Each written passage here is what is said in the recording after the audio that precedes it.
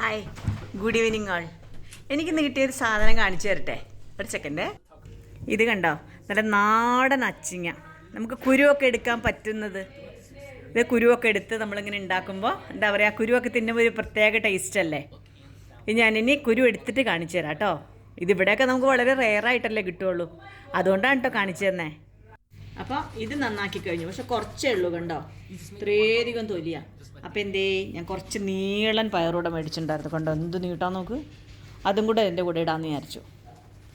ഇതും നാടനാണ് കേട്ടോ. കണ്ടോ, അപ്പോൾ ആ നീളം പയറും കൂടെ അരിഞ്ഞ് കഴിഞ്ഞപ്പോഴത്തേക്ക് ഇതിനകത്ത് ഒരുപാട് വന്നു. നമുക്കത് ഉണ്ടാക്കിയിട്ട് വരാം. കണ്ടോ, അപ്പോൾ കുരുവൊക്കെ ഉള്ള അച്ചിങ്ങയുടെ മെഴുക്കുവരട്ടി ഞാൻ ഉണ്ടാക്കിയിട്ടോ. നാടൻ അച്ചിങ്ങ. ഓക്കെ. പിന്നെ ഇന്ന് ഉച്ചത്തെ എന്താ ഭക്ഷണം എന്ന് പറയട്ടെ. നല്ല നാടൻ ചീര തോരനുണ്ടാക്കിയിട്ടുണ്ട്. ഇതെൻ്റെ സ്വന്തം നാരങ്ങ അച്ചാർ.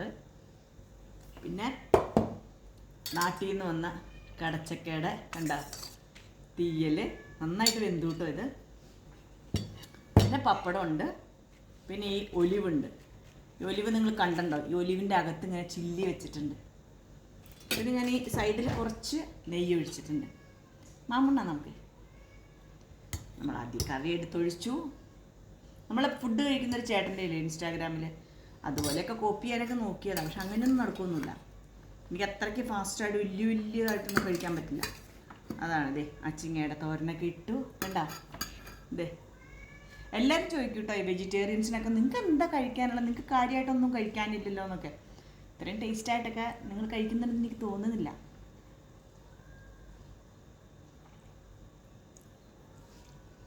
കൊള്ളാം.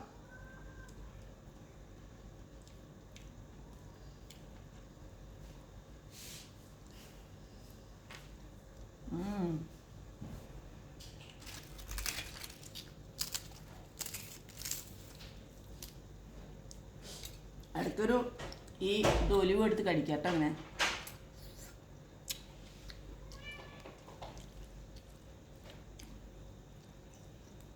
എൻ്റെ അച്ഛക്ക് ഭയങ്കര ടേസ്റ്റാട്ടോ.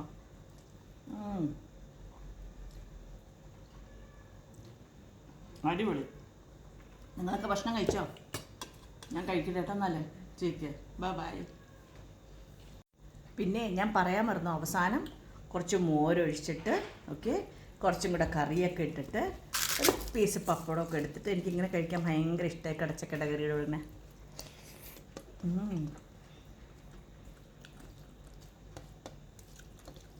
അടിപൊളി.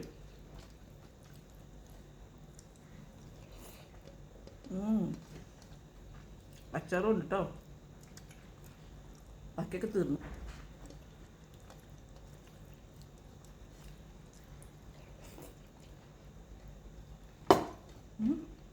Take it. Bye-bye.